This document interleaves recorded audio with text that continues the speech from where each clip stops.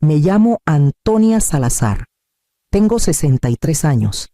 Regresé a casa un domingo por la tarde, con la luz del desierto aún cálida sobre las paredes de adobe, un leve aroma a polvo y mezquite flotando en el aire. La casa se sentía demasiado quieta. Normalmente, las tablas del piso crujían cuando el aire acondicionado se encendía, pero esa noche solo había silencio y el suave tic-tac del reloj del pasillo. Dejé mi bolsa de fin de semana junto a la puerta y fui directo a mi estudio para guardar unos documentos. En cuanto vi la caja fuerte, supe que algo no estaba bien. Parecía imposible, pero alguien con acceso o que conocía la combinación había actuado en silencio, sin dejar huellas ni desorden. La puerta estaba abierta, el pesado mango de acero girado hacia afuera, como una boca que se quedó a media frase. Me quedé helada. La alfombra no mostraba pisadas ni rasguños. Todo lo demás, los libros, las fotos enmarcadas, la fila ordenada de libretas estaba intacto. Dentro de la caja fuerte, solo quedaban polvo y un leve olor metálico. El reloj de mi difunto esposo plateado, con el emblema de la estación de bomberos, había desaparecido. También los sobres sellados que había etiquetado durante años impuestos de la propiedad, ahorros para el retiro y el sobre marcado el futuro de Gabriel. 160,000 pesos en efectivo, esfumados. Toqué el borde interior de la puerta. Suave, sin marcas, sin palancas, sin arañazos. Quien la abrió sabía exactamente lo que hacía. Llamé a la policía. La voz de la operadora era calma, entrenada. En menos de una hora, un patrullero estacionó en la entrada. El detective Rafael examinó todo con cuidado. No había señales de entrada forzada. Las cerraduras de las ventanas y puertas estaban intactas. Hizo la pregunta que ya me esperaba. ¿Quién conoce la combinación, señora Salazar? Solo yo dije, luego dudé. Y mi hijo, Gabriel, su esposa, Leonor, por si acaso había una emergencia. Rafael asintió lentamente, con ese gesto que no necesita palabras. Fotografió la caja fuerte. Tomó notas. Prometió presentar un informe. Le preparé un café mientras guardaba su equipo. Me agradeció la paciencia, aunque no estaba segura de que eso fuera lo que sentía. Cuando se fue, me senté en mi escritorio con el café frío aún en la mano. El reloj de la pared marcó las 8. Al otro lado del pasillo, la puerta abierta de la caja fuerte brillaba bajo la luz de la lámpara, silenciosa, acusadora. Tomé el teléfono para llamar a Gabriel, pero me detuve. Quería escuchar su voz, pero no sabía qué diría. A la mañana siguiente, la casa olía ligeramente a café y algo floral. El perfume de Leonor flotaba en el pasillo antes de que ella apareciera en la cocina, tarareando. Llevaba una pulsera dorada que no había visto antes, fina, delicada, de esas que no compras en una tienda cualquiera. «Buenos días», Antonia dijo con entusiasmo, como si las últimas 24 horas no hubieran pasado. Se me ocurrió hacer unos capuchinos. Gabriel compró una cafetera nueva la semana pasada. No es una belleza. La máquina de espresso de acero inoxidable brillaba bajo la luz, aún con la etiqueta del precio en la caja a su lado. Asentí, fingiendo admirarla. La risa de Leonor llenó la cocina. Demasiado fuerte para una casa tan callada. Mientras espumaba la leche, eché un vistazo a las bolsas de supermercado en la encimera. Queso importado, una botella de merlot de Napa, 1,5 kilos de camarones. La etapa de presupuesto ajustado, como Gabriel la había llamado hace un mes, parecía haber terminado de la noche a la mañana. El cambio repentino en sus gastos coincidía demasiado con el incidente de la caja fuerte, una sincronía que no podía ser casualidad. Gabriel se unió a nosotros minutos después, con la corbata floja y los ojos cansados del trabajo. «Buenos días, mamá». «¿Alguna novedad de la policía aún?», no dije, observando cómo Leonor servía el café con manos firmes. «Necesitarán tiempo». Leonor sonrió. «Demasiado rápido. Seguro que todo aparecerá. Las cosas siempre terminan apareciendo. No cuando se fueron, Me quedé sola en la cocina, con el aroma de su perfume aún en el aire. Abrí mi agenda y tracé 2 columnas ordenadas, fechas y gastos. En la primera línea escribí 4 de junio. Caja fuerte encontrada vacía. 7 de junio. Pulsera de Leonor. Cafetera nueva. Compras de lujo. Cerré la agenda con cuidado. No era prueba. Todavía no. Pero los números siempre terminan diciendo la verdad. 2 días después, mientras podaba el salvia del desierto junto a la cerca, mi vecino, don José, me saludó desde su entrada. Era de esos hombres que notan todo sin proponérselo.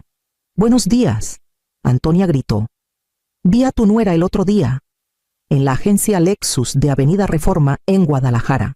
Vaya lugar, parecía que estaba firmando algo importante». Me enderecé lentamente, con polvo pegado a mis guantes. Ah, sí, tal vez solo estaba mirando. Él soltó una risita. No lo parecía. Estuvo un buen rato en la oficina de finanzas. Había un SUV plateado nuevo, estacionado afuera después. Hermoso coche.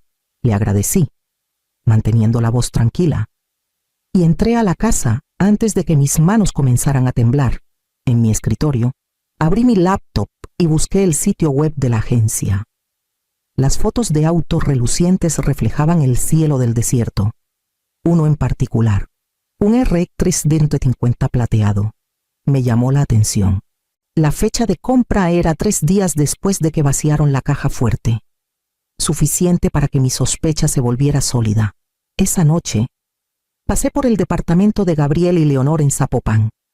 El Lexus plateado estaba en el estacionamiento, la pintura brillando bajo las luces de seguridad. Placas nuevas, sin polvo. Me quedé en mi coche un largo minuto, con el aire acondicionado zumbando suavemente, mi pulso estabilizándose. Cuando llegué a casa, abrí el cajón de mi escritorio y saqué la libreta que había llevado desde mi retiro. Cada página era un hábito de años en finanzas, columnas, fechas, lógica. Pasé a una hoja nueva y escribí 4 de junio, robo descubierto, 7 de junio, 20,000 pesos en efectivo como enganche, agencia Lexus, confirmado por testigo. La rabia pudo haber ardido rápido, pero la furia fría dura más.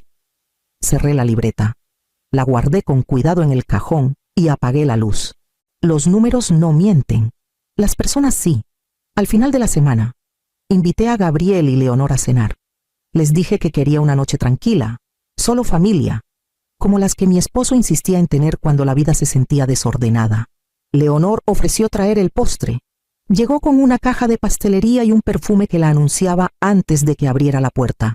La mesa estaba impecable: pollo asado, puré de papa, ejotes y una botella de Cabernet que había guardado. Gabriel elogió la comida. Leonor tomó fotos de su plato para las redes sociales y yo escuché mientras hablaban de trabajo, de nuevas oportunidades, a la mitad de la cena. Leonor miró a Gabriel y se inclinó hacia adelante. «Por fin lo hicimos», dijo. Con una sonrisa brillante y ensayada, compramos una casa en Puerto Vallarta, 3 recámaras cerca de la playa. El mercado está loco, pero tuvimos suerte. Gabriel asintió. Con un destello de orgullo y alivio en el rostro, Leonor se encargó de casi todo. Dijo: «Es increíble con los detalles. Dejé mi tenedor. Es un gran paso. No sabía que estaban listos para eso». Leonor rió, agitando una mano con manicura perfecta. «Ay, tú sabes cómo es cuando encuentras la casa perfecta. Simplemente te lanzas».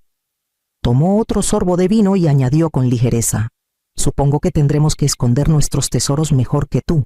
El aire se detuvo. La sonrisa de Gabriel se desvaneció. Las mejillas de Leonor se sonrojaron mientras alcanzaba su copa otra vez, fingiendo revisar su teléfono. Sentí algo frío recorrer mi cuerpo, confirmación, no sorpresa. Sonreí cortésmente y rellené su copa. «Buen consejo», dije. «Algunas cosas vale la pena protegerlas». Terminamos la cena con charla ligera, cada palabra sonando ensayada. Cuando se fueron, recogí los platos despacio, el aroma del perfume de Leonor aún flotando en la cocina. Lavé el último vaso, me sequé las manos y me quedé junto al fregadero hasta que las luces de su coche se desvanecieron por la calle. Ya no había dudas, solo cálculos silenciosos. El lunes siguiente, manejé al centro de Guadalajara hasta una oficina angosta sobre una cafetería en Avenida Juárez. La puerta decía Miguel Torres. Investigaciones financieras. Miguel había sido mi colega años atrás en la firma, un hombre reservado que hablaba más con números que con palabras, de los que siempre notan cuando un decimal está fuera de lugar. Se veía mayor, con canas en las sienes, pero su apretón de manos era firme. Antonia dijo, señalando la silla frente a su escritorio, leí sobre el robo en el boletín local. No podía creer que eras tú. Fui yo, respondí. Y necesito tu ayuda.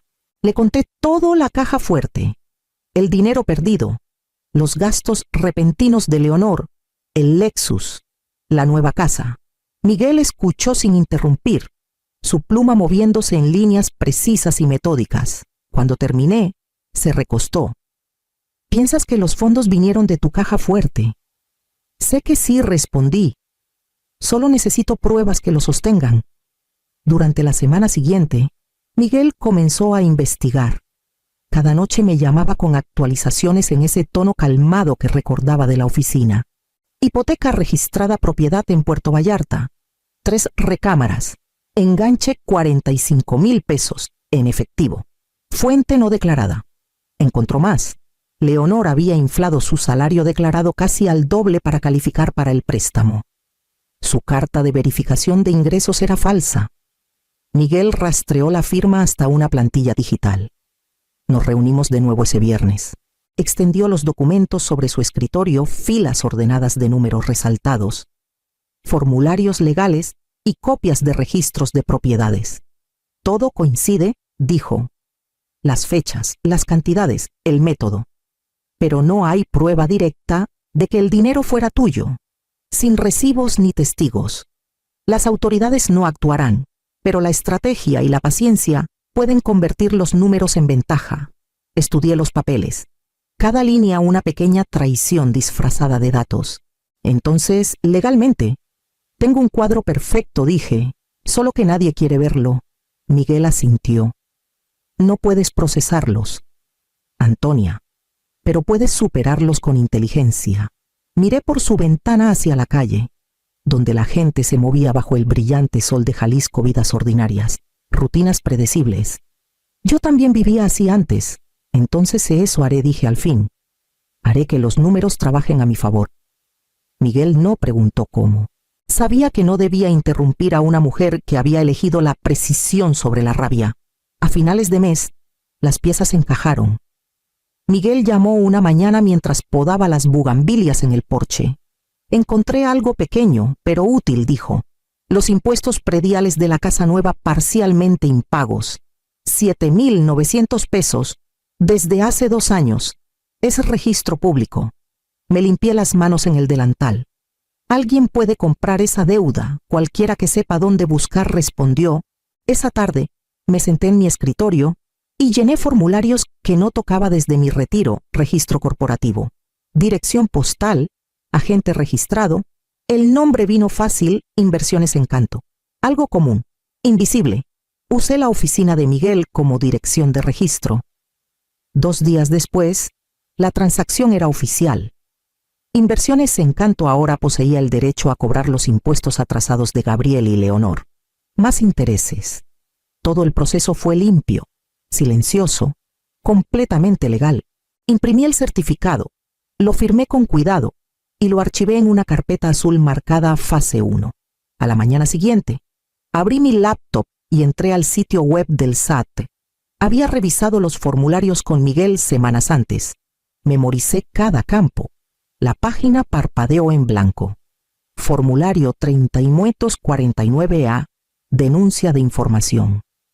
Llené los espacios con cuidado, reportando pagos en efectivo inexplicables e ingresos no declarados, sin nombres más allá de lo requerido, sin datos de contacto, solo la verdad escrita en un lenguaje neutro.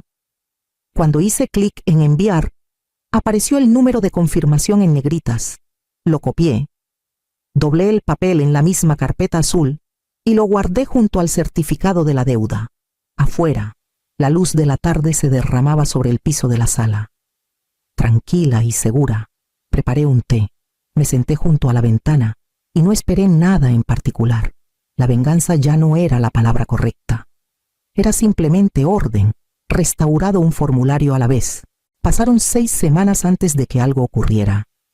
El verano se asentó pesado sobre Guadalajara, con ese calor que se pega a las ventanas y hace que el aire tiemble sobre el asfalto.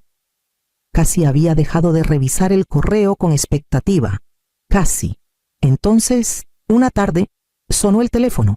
Era Gabriel. Su voz sonaba débil, deshilachada. «Mamá, ¿has hablado con Leonor hoy?» No dije, dejando las tijeras de podar. «¿Por qué exhaló? Recibimos una carta del SAT. Nos están auditando. Piden pruebas de ingresos, depósitos en efectivo. Todo de este año». Su voz bajó. «Leonor está perdiendo la cabeza». Mantuve mi tono tranquilo. «Debe ser estresante». «Lo es. Ya contactó a un abogado fiscal. Piden 5,000 pesos solo para empezar. Ni siquiera sé de dónde sacaremos ese dinero». Le recordé a Gabriel que reportar ingresos no declarados al SAT puede desencadenar auditorías sin revelar al denunciante, manteniendo mi anonimato. A través del teléfono, escuché la voz de Leonor de fondo, aguda, en pánico.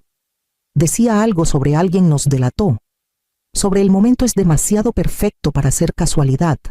Mamá, dijo Gabriel en voz baja. ¿No crees que alguien lo habría hecho a propósito? ¿Verdad? Miré por la ventana. El cielo era de un blanco cegador, las chicharras gritando desde los mezquites. A veces estas cosas simplemente pasan. Dije, las computadoras detectan patrones. No es personal. Esa noche me senté en el porche con una taza de té, mientras la luz se desvanecía. Al otro lado de la ciudad, los imaginé caminando por su cocina, con voces elevadas, los números desmoronándose. Miguel me había advertido que empezaría con cosas pequeñas, cartas, plazos, pánico disfrazado de control. Al día siguiente, Gabriel vino solo. Se veía mayor que sus 34 años, con la camisa desarreglada y los ojos hundidos. Ella apenas duerme, dijo.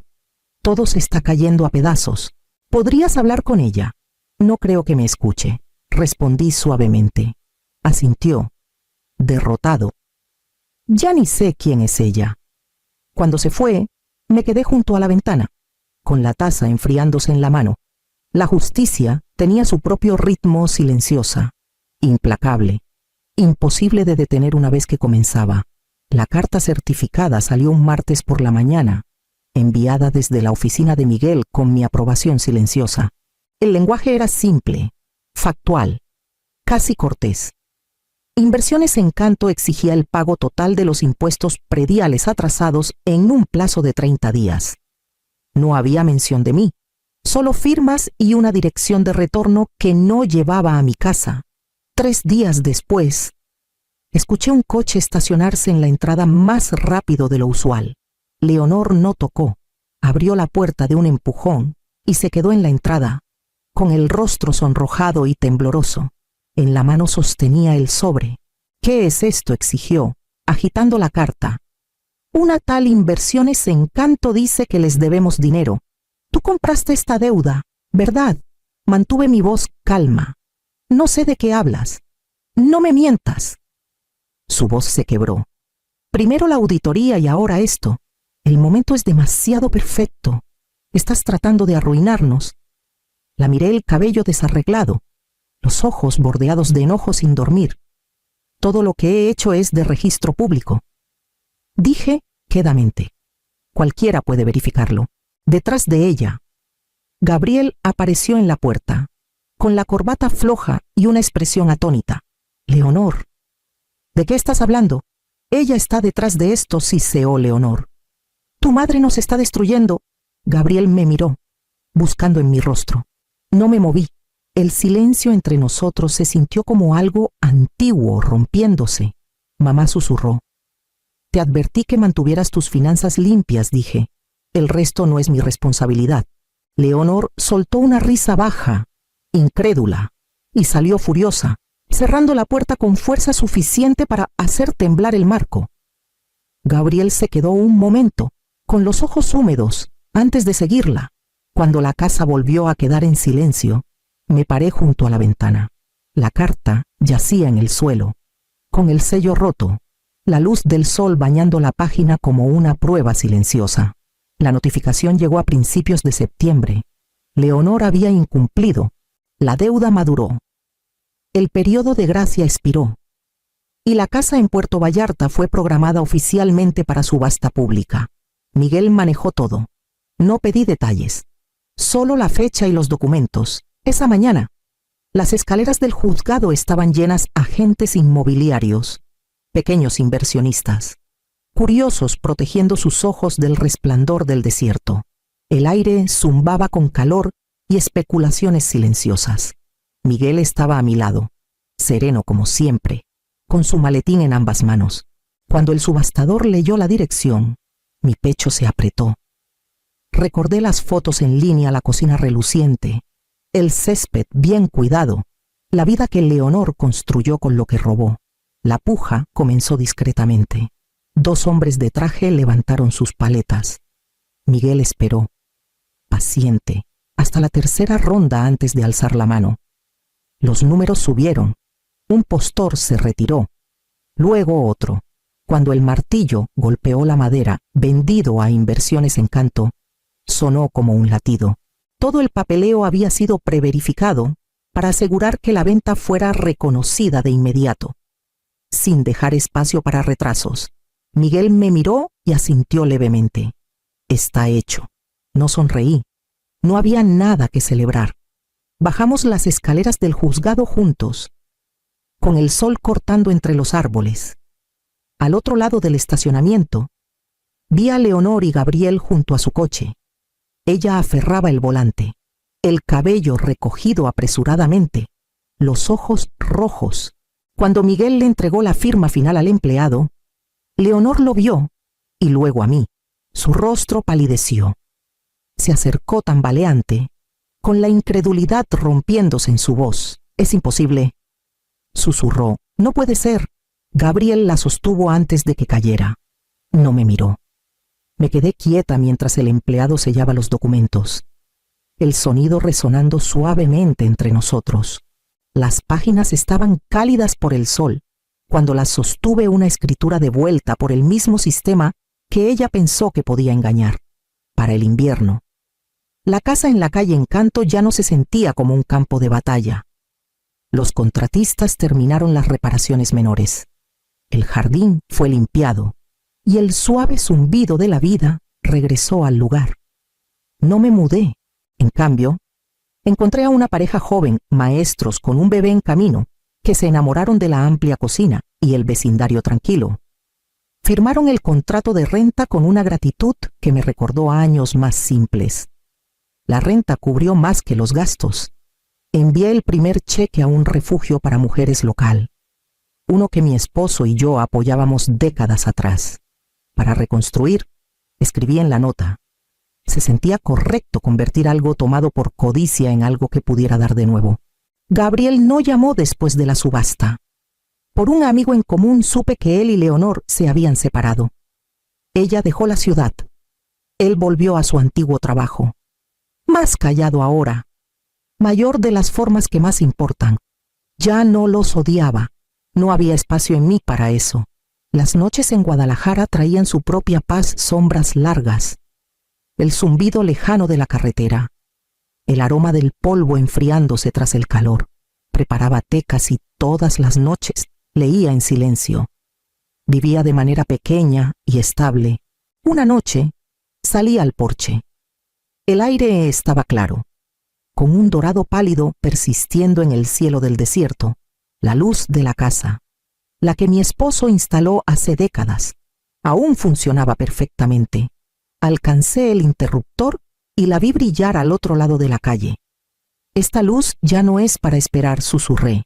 Es para la paz. Adentro, la casa estaba en silencio, salvo por el zumbido constante del refrigerador.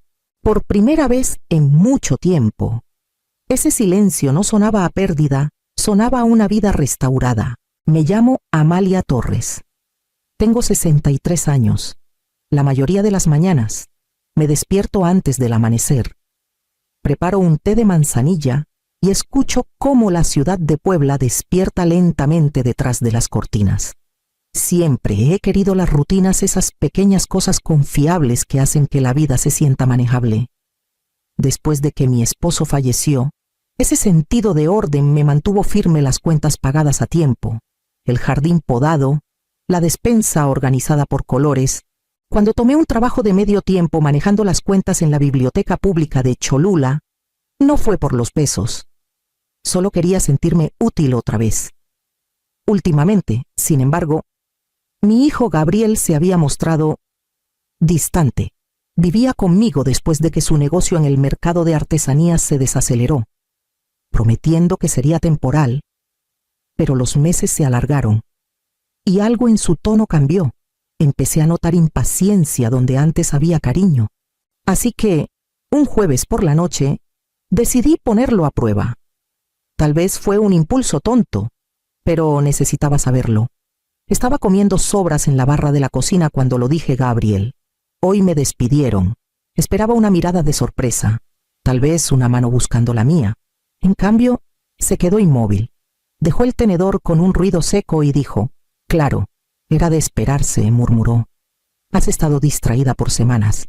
Parpadeé, desconcertada. Que soltó una risa seca, sin humor. Mamá, no tienes que fingir que todo está bajo control. Tal vez es hora de que dejes de tratar de demostrar que puedes con todo. Sus palabras cayeron sobre mí como piedras pesadas, cada una cargada con décadas de sacrificios invisibles que se desvanecían en el aire frío. Sus palabras dolieron más de lo que deberían. Esperé a que se suavizara, a que dijera que no lo decía en serio, pero no levantó la mirada. No quería que te preocuparas, dije en voz baja. Ya estoy preocupado, respondió cortante. No dejas que nadie te ayude y luego te desmoronas. Es agotador. Se me cerró la garganta. Quise decirle que no era cierto, que no había perdido mi trabajo, que de hecho esa mañana me habían ascendido hasta encargada de cuentas, pero la mentira ya se había escapado. Y ahora, confesar la verdad solo me humillaría más. Recogió su plato, lo enjuagó y salió de la cocina sin decir más. El sonido de su puerta al cerrarse en el piso de arriba retumbó en la casa como una sentencia. Me quedé sola junto al fregadero, con la luz de la estufa titilando contra la ventana. Afuera, la calle estaba silenciosa, bordeada por los mismos naranjos que mi esposo plantó hace décadas. Sus sombras se movían ligeramente con el viento, inquietas, inciertas, como se sentía mi hogar de repente. La cena del día siguiente fue como un trámite que todos nos sentíamos obligados a soportar. Gabriel estaba sentado frente a mí, desplazando la pantalla de su celular entre bocado y bocado de pollo recocido. Su esposa, Daniela, llenaba el silencio con preguntas corteses: cómo iba la biblioteca, si había visto las noticias sobre el nuevo parque en el centro de Puebla. Pero su tono era distante, su sonrisa apenas un trazo. Respondí con el mismo calor superficial que ella ofrecía, cuidando de no agitar más el ambiente. Cada sonido en la cocina se sentía amplificado: el roce de los tenedores, el zumbido del refrigerador, el suave golpeteo de sus uñas contra la mesa. Antes solíamos reír en esta mesa, cuando Gabriel era un niño que no podía quedarse quieto el tiempo suficiente para terminar su comida. Ahora, incluso respirar al mismo ritmo que él se sentía como una intromisión. Tal vez llegue tarde mañana, dijo Gabriel finalmente, con los ojos aún en su teléfono. Tengo una reunión sobre un nuevo proyecto. Daniela asintió y luego me miró. Qué bueno que estás tomando un descanso. Amalia, te lo has ganado. Sus palabras flotaron, demasiado ensayadas, como si ya creyera que estaba desempleada. Forcé una sonrisa y tomé otro sorbo de agua para no responder. Cuando me levanté para recoger los platos, mis ojos captaron algo medio escondido bajo una pila de correo En la encimera un folleto brillante, del tipo que usan los agentes inmobiliarios para casas en venta. En la parte superior, en letras azules y audaces, decía Propiedades de la calle Hidalgo. La imagen de nuestra calle, nuestro hogar. Mirándome fijamente, que se sintió como un reclamo sobre la vida que había construido durante décadas. Mi corazón dio un pequeño vuelco inexplicable. Esa era nuestra calle, nuestro hogar. La imagen en la portada era de una casa parecida a la mía, pintura fresca, césped impecable. Esa calma perfecta que nunca revela quién tuvo que irse para que luciera así. Deslicé el folleto de nuevo bajo los sobres antes de que lo notaran. Daniela soltó una risa suave por algo que dijo Gabriel, un sonido ensayado que no llegó a sus ojos. Enjuagué los platos en silencio. El aroma a jabón de limón cortando el aire viciado. Por primera vez en años, la casa se sentía extraña, como si perteneciera a alguien más y yo solo estuviera de visita. Es curioso cómo las cosas pequeñas regresan a ti cuando el aire de tu propia casa se vuelve ajeno. La distancia no había aparecido de la noche a la mañana. Se había colado silenciosamente, con una cara conocida. Recordé la primera vez que lo noté. Gabriel había contratado a un plomero para arreglar el baño del segundo piso sin mencionármelo. Cuando le pregunté, dijo con ligereza: «Es más fácil si yo me encargo». «Mamá, no tienes que preocuparte». Me convencí de que era amabilidad, que solo quería ayudar, pero pasó una y otra vez cerraduras nuevas en la puerta trasera, pólizas de seguro renovadas sin mi firma. Cada vez me decía que no valía la pena pelear por eso. Luego estaba Daniela, siempre cuidadosa, siempre cortés, pero nunca cálida. Soltaba comentarios sobre cómo las casas grandes pueden sentirse solitarias o cómo las comunidades para jubilados son más seguras hoy en día. Sonreía al decirlo, pero había cálculo en sus ojos, como si estuviera midiendo cuánto resistiría antes de ceder. Esa tarde, mientras revisaba el correo, encontré un aviso de la Municipalidad de Puebla. Los impuestos de la propiedad estaban atrasados. La fecha en rojo tenía casi 3 meses. Mi nombre estaba impreso junto al de Gabriel, aunque nunca lo había añadido a la cuenta. Debajo, en otro sobre, ya abierto, había un recordatorio sobre facturas de servicios sin pagar. Una certeza helada. Se asentó la vida que creía controlar había pasado silenciosamente a sus manos. Una claridad fría y lenta se instaló en mí. Gabriel debía estar interceptando las cartas. Más de una vez me había dicho: «Yo me encargo de las cuentas. Mamá, deberías descansar». Me senté a la mesa de la cocina, con los papeles esparcidos frente a mí, la luz del sol derramándose sobre la tinta como una acusación. Había confiado en él para que me ayudara, para que me protegiera como yo lo protegí alguna vez. Ahora no estaba segura de quién cuidaba a quién, ni a qué costo. La casa se había vuelto inquietantemente silenciosa en las últimas semanas, como si estuviera conteniendo el aliento. Empecé a pasar más tiempo en mi cuarto, leyendo en la cama hasta tarde, solo para evitar los silencios de abajo. Esa noche, me senté con un libro abierto en el regazo, fingiendo leer mientras la lluvia golpeaba la ventana. Entonces, lo escuché la voz de Gabriel, baja y cortante. Desde el pasillo afuera de mi puerta, estaba al teléfono, caminando de un lado a otro. «Ella cree que está en la ruina», dijo. Su tono tenía esa impaciencia que usaba con contratistas o cobradores. «Pronto la haremos firmar». Mi pecho se apretó. Un momento después, la voz más suave de Daniela se coló por la rendija bajo la puerta, con una mezcla de diversión y alivio. Rió quedamente. «Lo estás manejando perfecto. Solo manténla tranquila». Me quedé helada, conteniendo la respiración para que ni el crujido del piso me delatara.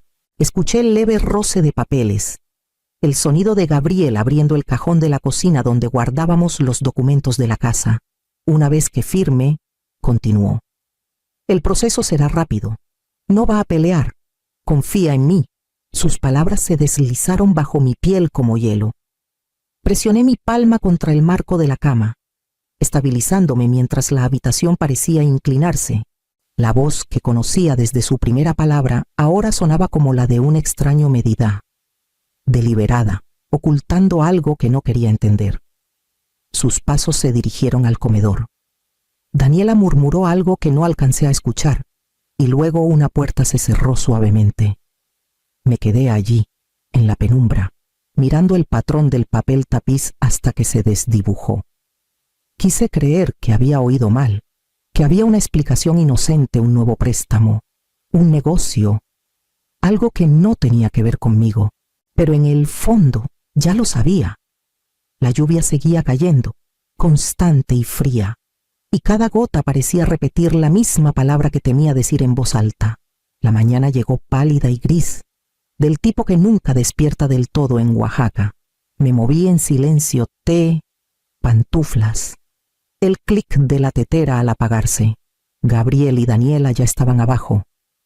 Escuché el leve tintineo de los platos, el murmullo de sus voces mezclándose con la lluvia constante afuera. Casi me quedé en mi cuarto. Casi. Pero algo me hizo detenerme en lo alto de las escaleras. Sus palabras se oían más claras de lo que deberían. La voz de Daniela llegó primero, suave y práctica, como cuando creía que nadie la escuchaba. Cuando se dé cuenta de que no puede pagar los impuestos, tendrá que vender. Hubo una pausa. Luego Gabriel respondió bien. Por fin pondremos la casa en el mercado. Mi respiración se atoró. Aguda y dolorosa, me apoyé contra la pared, aferrándome al pasamanos para no perder el equilibrio. Daniela sirvió café. Podemos usar el valor de la casa para el nuevo lugar. Es el momento perfecto antes de que el mercado baje otra vez. Gabriel suspiró. Un sonido cansado que antes significaba largas horas de trabajo, pero ahora solo cálculo. No discutirá. Confía en mí. Le diré que es lo más inteligente. Mi mundo se redujo al sonido de sus voces. La cocina, la misma que pinté durante años, donde mi esposo y yo celebramos cada cumpleaños. Cada Navidad ahora parecía un escenario para extraños. Daniela rió suavemente. Tal vez deberíamos empezar a buscar esta semana. Encontré una casa en San Miguel de Allende con un patio grande. Cuando ella se vaya, por fin será nuestro espacio. Se vaya. Esa palabra golpeó más fuerte que cualquier otra. No mudada. No jubilada se vaya. Me di la vuelta, cuidando de no hacer crujir el piso. Mi esposo y yo compramos esta casa hace 36 años, cuando éramos jóvenes y demasiado optimistas para pensar en pérdidas. Cada pared, cada tabla llevaba nuestra historia. Él construyó el porche delantero con sus manos, lijando cada barandal hasta que brillara. Todavía podía verlo allí, arrodillado, sonriéndome a través del aserrín y la luz del sol. Ahora, el hijo que criamos quería venderlo todo por una ganancia. Me quedé en el pasillo, con las manos temblando, el té enfriándose en mi taza. Las voces abajo se suavizaron en risas. Ya no escuché las palabras, solo el sonido de algo rompiéndose dentro de mí. Silencioso, pero definitivo. El sueño no llegó. Me quedé despierta mirando el techo. El ritmo de la lluvia en las ventanas fundiéndose en un sonido interminable. Mi mente volvía a las mismas imágenes. Gabriel a los 12, sonriendo mientras me daba su primer cheque de la ferretería. Gabriel a los 20, paseándose por la cocina la noche antes de entrar a la universidad, preocupado porque no podía pagar la colegiatura. Esa noche le di un cheque sin dudarlo. Págame cuando puedas, le dije, aunque nunca esperé un peso. Ahora me preguntaba qué había cambiado entre ese niño y el hombre abajo haciendo planes con mi casa. Intenté encontrar el momento exacto en que todo cambió. Una grieta en el tiempo donde el amor se convirtió en algo más silencioso, más frío. En algún momento me senté y encendí la lámpara de noche. El pequeño círculo de luz se sentía casi desafiante. Abrí el cajón y saqué la foto familiar gastada que había guardado por décadas Gabriel sin los dientes frontales. El brazo de su padre alrededor de ambos. Recorrí la sonrisa de mi esposo con la yema del dedo. Él habría sabido qué hacer. Siempre lo supo. Pero esta era mi casa ahora, mi vida. mi lucha. En algún momento de la noche, el dolor comenzó a cambiar. Seguía allí, pero dejó de vaciarme y empezó a llenarme con algo más firme, más pesado de determinación. Cuando la primera luz pálida del amanecer se coló por las persianas, me acerqué a la ventana y miré la calle mojada, las hojas de los naranjos brillando bajo la farola. Mi reflejo me devolvió la mirada, cansado pero claro. Si piensas que soy débil, susurré. Has olvidado quién te crió. La mañana después de esa larga noche sin dormir, preparé té y no lo tomé. La taza se enfrió a mi lado mientras abría los cajones de mi escritorio uno por uno. Durante años, había guardado cada registro, recibos, documentos de la hipoteca, formularios de impuestos, porque mi esposo siempre decía, el papel dice la verdad cuando la gente la olvida. A media mañana, la mesa estaba cubierta de carpetas amarillentas y ligas. Trabajé despacio, metódica, separando lo viejo de lo actual, revisando cada página en busca de lo que más necesitaba pruebas. Pruebas de que la casa no era de Gabriel, no de Daniela, sino nuestra, mía, en el fondo de una carpeta etiquetada Reparaciones del Hogar 2007. Encontré una copia notariada de la escritura, mi nombre y el de mi esposo, uno al lado del otro. Exhalé, la primera respiración que no dolió en días. Debajo, recibos de impuestos y registros de seguros que se remontaban a décadas, todos firmados por mí. Pasé horas organizándolos en un orden cuidadoso, hasta que cada hecho fuera claro e innegable. Cuando terminé, saqué mi celular y busqué entre mis contactos hasta encontrar el nombre de Patricia Gómez. Patricia y yo trabajamos juntas en la secundaria hace años. Ella manejaba las cuentas administrativas antes de pasar al derecho inmobiliario. Contestó al segundo timbre, su voz aún brillante y enérgica. Amalia, ¿cuánto tiempo le conté? Lo más simple que pude, lo que estaba pasando. Escuchó sin interrumpir. Cuando terminé, hubo una pausa. Hiciste bien en llamarme, dijo finalmente. Trae todos los documentos que tengas. Nos aseguraremos de que la casa se quede donde pertenece. Y actualiza tu testamento, pero hazlo en silencio. Esa palabra en silencio se quedó conmigo. Por la tarde, cambié las contraseñas de mi banco, aseguré mis ahorros y trasladé las carpetas más importantes a una caja de seguridad en la cooperativa de crédito. El empleado no hizo preguntas, y lo agradecí. Caminando a casa bajo la llovizna, me sentí más ligera. El miedo seguía allí, pero ahora tenía forma. Algo que podía sostener y enfrentar, por primera vez en semanas. No estaba esperando a que me lastimaran, estaba preparándome para estar lista. Lo llamaron una charla familiar. El mensaje de Daniela llegó a media mañana breve. Cortés e imposible de rechazar. Cena esta noche. Deberíamos hablar de algunas cosas sobre la casa. Cuando bajé, la mesa del comedor estaba despejada. Un guisado de res hervía en el horno, el aroma llenando el aire con una especie de actuación extraña. Gabriel sirvió vino, su tono ligero, ensayado. Has estado muy estresada últimamente, mamá. Daniela y yo pensamos que tal vez podríamos ayudarte. Tomé asiento, crucé las manos en mi regazo y esperé. Daniela deslizó una carpeta sobre la mesa, su sonrisa tensa. Hablamos con un asesor financiero, dijo. Los impuestos de la propiedad son demasiado altos para que los manejes sola. Si dejas que Gabriel se encargue, podemos refinanciar el préstamo, consolidar los pagos, será más fácil. Su voz se suavizó en la palabra fácil, como si me ofreciera clemencia en lugar de engaño. Gabriel asintió rápido. Solo necesitamos tu firma. Es solo un trámite. Seguirás viviendo aquí. Por supuesto. Abrí la carpeta. El lenguaje legal llenaba la página. Pero Patricia ya me había mostrado qué buscar. La cláusula de transferencia estaba ahí, como una trampa, escondida en términos sobre derechos de administración. Cerré la carpeta. La puse de nuevo en la mesa y miré a mi hijo. Sus ojos parpadearon, buscando en mi rostro la vacilación habitual. La madre que dudaría Sonreiría y perdonaría. Aprecio el esfuerzo, dije en voz baja. Pero la casa no es tuya para administrar, y no soy tu carga para llevar. Por un momento nadie habló. El reloj en la pared marcaba los segundos suavemente.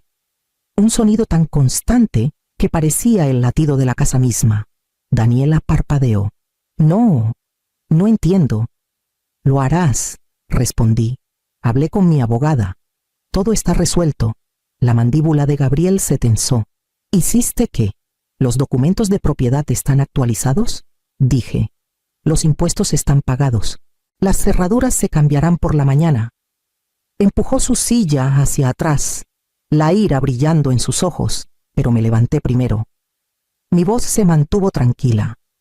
La cena huele delicioso. Comeré después. Mientras subía las escaleras, la casa se sentía sólida de nuevo bajo mis pies. Cada paso un recordatorio de a quién seguía perteneciendo. Las repercusiones llegaron silenciosamente, como un cambio lento de estación. En unas semanas, Daniela empacó sus cosas y se fue, dejando solo unas cajas en el garaje y un silencio que se sentía casi misericordioso. Gabriel intentó mantener su negocio a flote, pero las noticias corren rápido en barrios como el nuestro. Los contratistas dejaron de llamar. Los clientes desaparecieron. No celebré nada de eso. Simplemente seguí con mis días, constante y deliberada. Patricia manejó los papeles de la venta, y cuando la casa finalmente cambió de manos, me paré en el porche por última vez, viendo a los de la mudanza llevarse lo último de mis cosas. Los naranjos susurraban con la brisa, sus hojas rozando el tejado como una despedida. Saldé cada deuda, até cada cabo suelto y me mudé a un pequeño departamento con vista al río Lerma, cerca del puente de San Juan del Río. La primera noche allí, dejé las ventanas abiertas. El sonido del agua llenó la habitación constante. Vivo, sin juzgar, por primera vez en años, me sentí libre de cargas.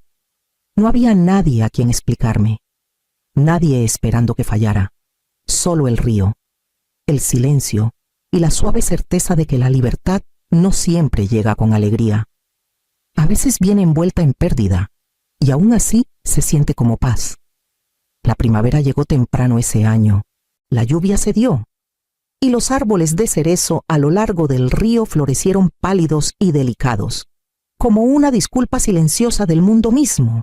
Me había acostumbrado a mi pequeño departamento el murmullo de la calle abajo, la luz filtrándose por cortinas de encaje, el ritmo de vivir sola. La mayoría de los días trabajaba en la biblioteca. Llegaba a casa, cocinaba algo sencillo y leía hasta el atardecer. La vida se había vuelto manejable otra vez, simple, pacífica. Un sábado, alguien tocó la puerta. Cuando la abrí, Gabriel estaba allí. Se veía mayor, cargado con el tipo de cansancio que no viene de los años, sino de la culpa. No pensé que me recibirías, dijo suavemente. ¿No estaba segura de hacerlo? Respondí. Entró, echando un vistazo al pequeño comedor. Sus ojos se detuvieron en la foto enmarcada de su padre y yo junto a la estantería. Por un largo momento, ninguno habló. Luego, su voz rompió el silencio. Nunca quise tu dinero, mamá. No, dije en voz baja. Querías mi silencio. Bajó la cabeza. Lo siento. No quedaba nada que discutir, nada que defender. Extendí la mano. Toqué la suya brevemente. Lo sé. Cuando se fue, el sol ya se había puesto. Me paré junto a la ventana, viendo el río capturar los últimos hilos de luz. Luego caminé al porche y encendí la pequeña lámpara que traje de la casa vieja, la que solía brillar en las largas noches de espera. Su brillo se extendió suavemente por el cristal. Susurré al aire tranquilo. Esta luz ya no es para esperar, es para la paz, y por primera vez lo creí.